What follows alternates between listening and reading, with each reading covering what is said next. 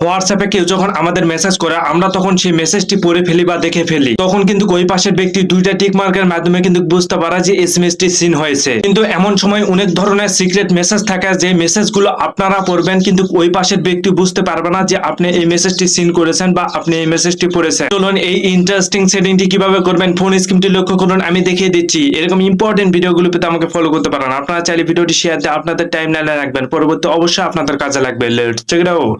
প্রথম আপনাদের ফোনে হোয়াটসঅ্যাপ অ্যাপসে আসবেন। এখানে আসার পর দেখুন থ্রি লাইন অপশন আছে, এখানে আপনারা ক্লিক করবেন। ক্লিক করার পর দেখুন সেটিং অপশন আছে, এখানে আপনারা ক্লিক করে দিবেন।